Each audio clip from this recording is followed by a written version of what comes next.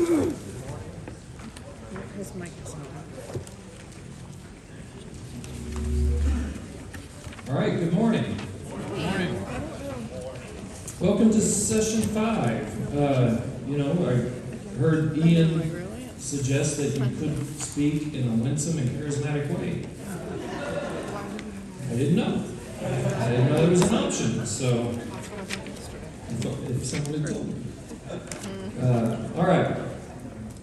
We're going to talk about the last 3 steps, or the last 3 elements of forgiveness. For those who are on a, let's say, pathway of forgiveness or a journey of forgiveness. Yesterday, of course, we talked about that we acknowledge, in order to forgive, we first have to acknowledge that we are in pain. We have to acknowledge that we've been hurt. We have to acknowledge that we've been vulnerable in some way. And that we've been hurt. And then the second step is to think about the other person in an empathetic way. I recognize this other person. I want to be in a relationship with them over time.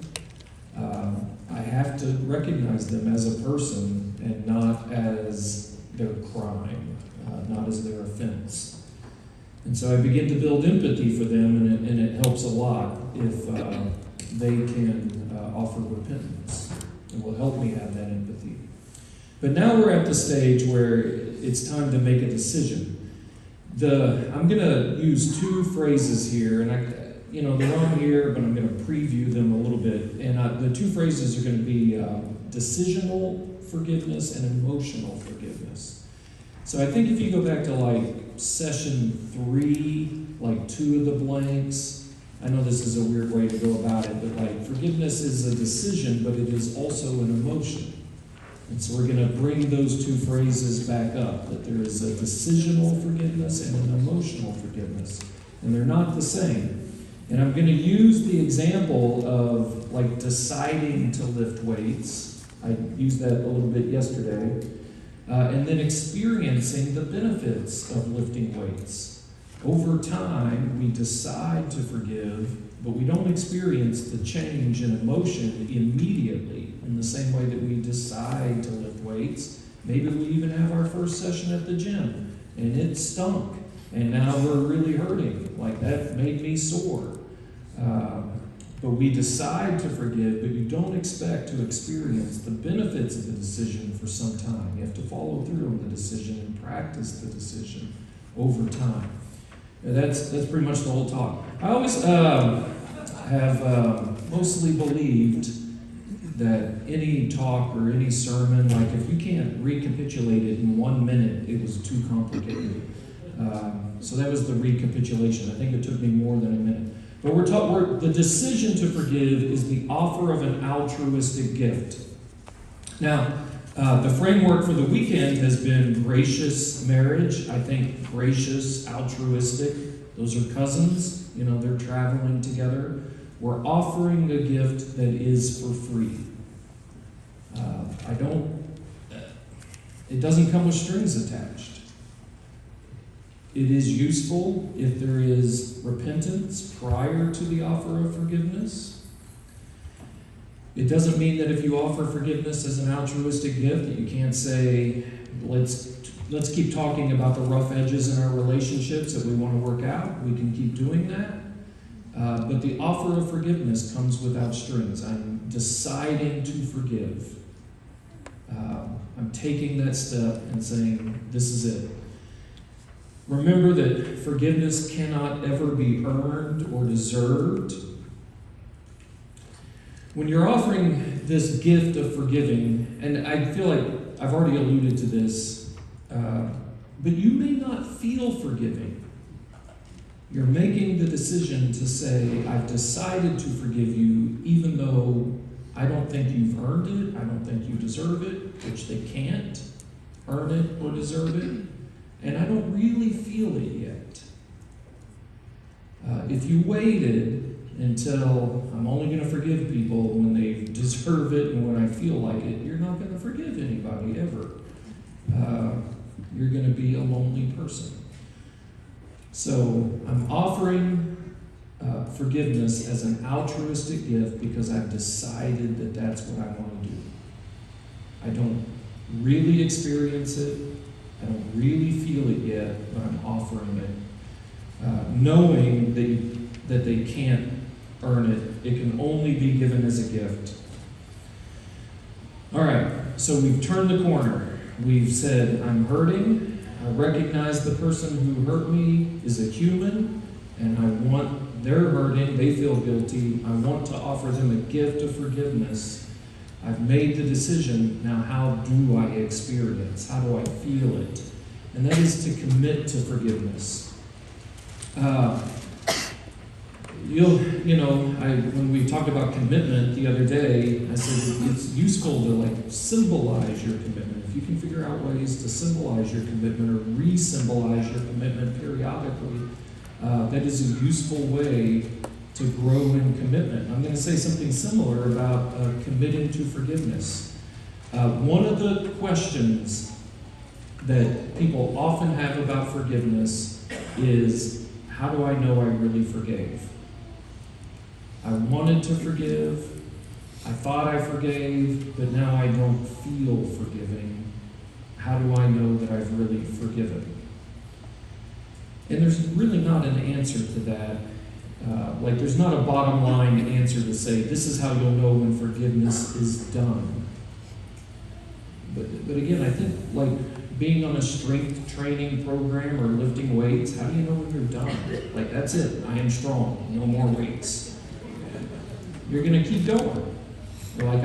This feels good. I like how I have changed over time. My emotions have changed over time. My motivations have changed over time. I like how this feels. I think I'm going to keep doing it. And if you say, what are you going to keep doing? I guess I'm going to keep forgiving. Even though I've made the decision and I've worked on it for a long time, you don't have to call it I'm forgiving still, but essentially you're still working on it.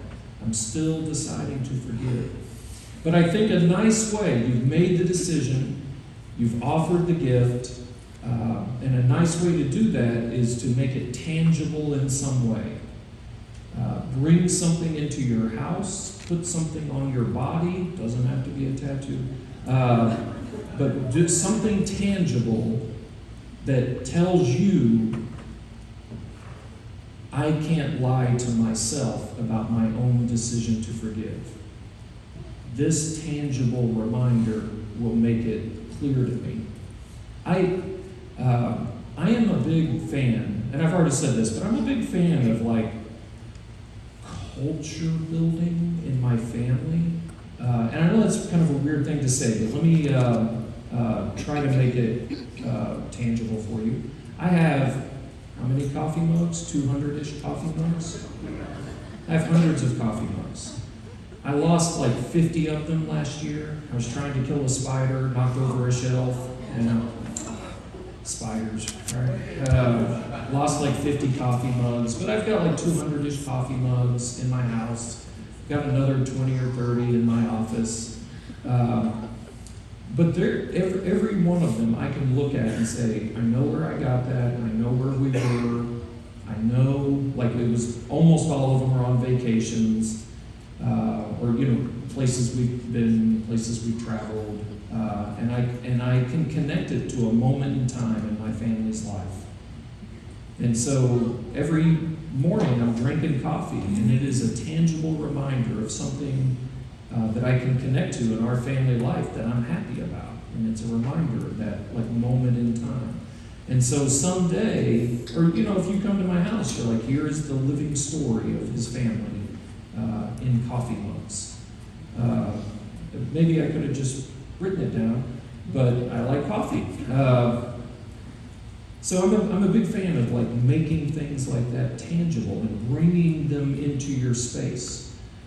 If you were to go into my home, I think you would just think he really likes coffee and he really likes coffee mugs. And that would be enough for me. You don't need to know the story behind all of them. But for me, I've created for myself in my home a culture that tells me a story about my family. And so when I talk about memorializing forgiveness, I'm saying maybe you bring something into your home. Maybe it's a potted plant, and hopefully keep it alive. Maybe it's like a piece of art, a pot that you put on a shelf or something. And anyone who visits your home, they look at it and they say, I don't know what that is, I don't know what that means, I guess it's a nice thing that you got at TJ Maxx. And, but no, that is my reminder. I made this decision once. And every time I see it, I'm reminded that I decided to forgive. I have had clients in the past, they've planted trees. I had one client who cut down a tree with an axe, and I did that later. I was like, that sounds really hard. I wonder how long it takes. It took all day. But it also reminded me, like, he will never forget that. There was that day, he said, I've decided to forgive. How do I memorialize this? I'm going to go cut down that tree. And he's got a stump. He's never going to forget it. He's never going to forget the day that he decided to forgive. I do think a tattoo is an appropriate way. I think you could also get a piece of jewelry. Maybe I'm going to get a piece of jewelry. I'm going to wear this ring. And maybe after 6 months, I'm going to say, you know what? I don't need to wear the ring anymore. This really helped remind me that I had forgiven. When I felt less motivated about forgiveness, I noticed it, and that's a reminder. I forgave. But maybe after a while, 6 months, a year, 6 years, I don't know, after a while, I don't need to wear it anymore. The forgiveness has taken hold. It's a part of me now, and I don't need to wear it anymore. But memorializing forgiveness, I think, is as we make the gift, and now we say, I'm going to commit to the process. We don't want to let ourselves or fool ourselves into saying it wasn't real. I didn't really do it. I think also you'll remember the story. The Israelites crossed the Jordan River. And as they crossed God stops the river. They cross the river on dry land. Each of the tribes picks up a stone. They stack the stones up on the other side. And that was God's way of saying, no matter what else happens, you can never forget that you crossed the Jordan River. Maybe things don't go great in the future, but you can never forget that you crossed the Jordan River. Okay, so memorializing forgiveness, a useful practice to commit. And when you commit, these are the 4 promises that I alluded to on the listening sheet a couple of days ago, and then said, you know what, I'm going to put those in a different presentation. Ken Sand wrote a book called The Peacemaker. This is a chapter in his book, The Peacemaker, on forgiveness. So when we commit to forgiveness, what are we committing to do? So it feels, if I say, we're going to commit to lifting weights, I'm actually going to give you a training program and say, go do these exercises. If I say, just go get strong, that's hard. So Ken Sand does give us 4 specific things. So 4 promises of forgiveness. The first is that I will not dwell on this incident. Now, this doesn't mean that it's not that I will not have it come to mind. I didn't have this the other day either, forgive and forget, and I did the knots of forgiving. Forgiving's not forgetting, clearly. You're not getting your brain washed. You are going to remember. Eventually, you'll remember less, and you'll think about it less. Eventually, you will experience a change in thoughts. But if you are wearing the ring, if you have the thing in your home, if you notice that tree stump in your yard, you're like, man, I've been thinking about it. I remember now. Don't think about it. Don't dwell on it. I need to think about something else now. You're not going to forget about it, but I'm not going to ruminate on it. I'm not going to dwell on it repeatedly. So I'm not going to dwell on this incident. The second is I will not bring up this incident again and use it against you. Now, I feel like I have an asterisk for every one of these. Now, that doesn't mean that we're not going to talk about how we're going to make things better in the future. That's a conversation we're going to have. But I'm not going to use this as a hammer to I always get my way, I get to win every fight, we always get my flavor of ice cream, I get to pick all the movies forever and ever. right? It's not a hammer that you get to use. You're not forgetting about it. You're not saying we're not going to make changes in the future that'll benefit both of us, but I'm not going to use it as a hammer against you. I'm not going to talk to other people about this incident, not even your mom. You're going to agree this is not something that I'm going to talk about with my friends. When they say, how's it going? Well, we've agreed not to talk about it with our friends, because the more I talk about it, the more I'm ruminating on it. The bigger it gets, the realer it gets. And I'm trying to put some time between me and the incident, or me and the offense. So I'm not going to talk about it with other people. Now, the asterisk here is maybe you talk about it with a minister or a counselor, someone who's on your side, who's helpful in that way. Maybe the two of you talk about it together in an appropriate context. So it doesn't mean that you're pretending that it didn't happen, but as you talk about it, it will inevitably turn into something like gossip, and your feelings will harden instead of soften. So don't talk about it to other people. And I won't let this incident hinder our relationship. Now, again, the other day I said forgiveness is not necessarily reconciliation, but we're talking about forgiveness specifically in the context of marriage. It is for reconciliation. It's not reconciliation, but it's for reconciliation. And so in this case, we're saying, if I'm offering you forgiveness as a gift, what I'm offering you is the restoration of our relationship going forward. Again, it's not going to be exactly the same. We are going to make some changes that will be good for both of us so we can avoid whatever kind of hurt that we experienced in the first place. And maybe we're going to do that with the help of a minister or a counselor. But we're going to move forward in our relationship. This is for the restoration of our relationship. All right. So those are the 4 promises. I'm going to memorialize forgiveness, and by memorializing forgiveness, it's going to help me keep the 4 promises over time. All right, the age of forgiveness is what we call emotional forgiveness.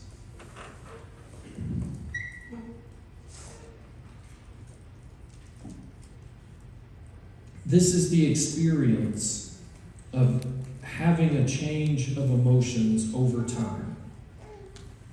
If you lift weights, you commit to lift weights, you keep working on it, you don't have to work super hard, just be steady at it. You'll notice changes. I will get stronger over time. It will inevitably happen. Your emotions will change. If you commit to it over time, your emotions will change, and you'll find yourself feeling less angry, less hurt, less sad over time, less vengeful, like I don't want to get them back as much as I once did, less avoidant. I'm willing to hang out with them. I'm more open to touch. I'm more open to them saying my name. So those things of acceptance and commitment become easier over time. You will periodically find yourself feeling unforgiving. Like that's inevitable. Every so once in a while, you're did I really forgive? Every so once in a while, you're gonna wake up one day, you're like, I had a dream about it and I'm pretty mad right now. Every so once in a while, you're gonna have those unforgiving feelings that are gonna come back to you and maybe surprise you. And that's why we have the commitment part. That's why we memorialize it, to remind ourselves, no, I'm not gonna dwell on it. I feel the anger, I'm not gonna dwell on it. I'm gonna make a different decision. And over time, the experiences of it came back to me and I really felt hurt, or it came back to me and I really felt angry. Those experiences will become less intense and less often over time. And then one day, I'm going to say this, but one day you'll realize I haven't felt that way, and it's been a long time. It's been months. I haven't woken up angry. It's been months since I thought about it. I haven't really thought about how long has it been to think about it, because I haven't been thinking about it. It just hasn't come to my mind.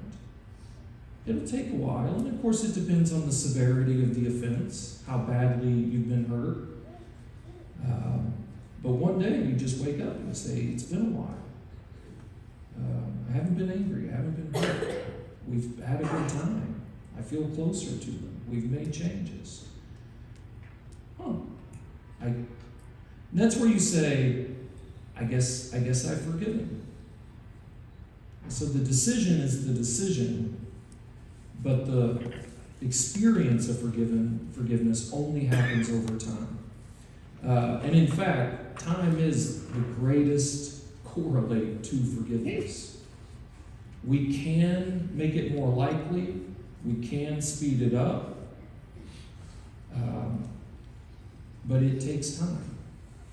If you're going to treat an injury, it takes time to return to full strength. Doesn't mean you won't return to full strength. And someday you say, oh, I twisted my ankle. I didn't know if I'd ever be able to run again. And then one day you're running, you're like, oh, I don't feel the pain. It takes time. I wish there was I need a better phrase than it takes time. I wish there was a better secret formula, and you're like, time, we knew that. Yeah, but it takes time. But it's inevitable. If you do the work, if you commit to it, it's inevitable that you'll have the experience of changed emotions over time. If you don't do the work and you reverse all these 4 promises, like I am going to talk about this to other people, I am going to use this against you, what will happen is your feelings will harden, you will begin to depersonalize the other person, your relationship will end, and there'll be a story that you tell other people about this thing that happened once in your life. That got hard. I'm sorry, that got depressing. But that's what'll happen. Like, yeah, this one jerk in my life 15 years ago, I'm sorry. That got hard and depressing, but that's how it goes. So you can commit to having the change that you want to have, or you can do the opposite of these things and have something else. Okay. That wasn't in my notes, and I really do kind of feel bad about that. A lot of you guys looked at me and I'm like, what is he talking about? But I don't know. I mean, you know that happens. You know that happens. And you know the people in your life who are telling you those stories. And it didn't have to be that way. All right. Okay. Here's the last thing. And I was told a couple of times, you don't have to end on time. You got time. I'm going to end on time. This is But think about forgiveness as a journey. So I'm a big fan of memorializing things, making things tangible. I'm also a big fan of boat metaphors. So we're thinking about forgiveness as a journey in this way.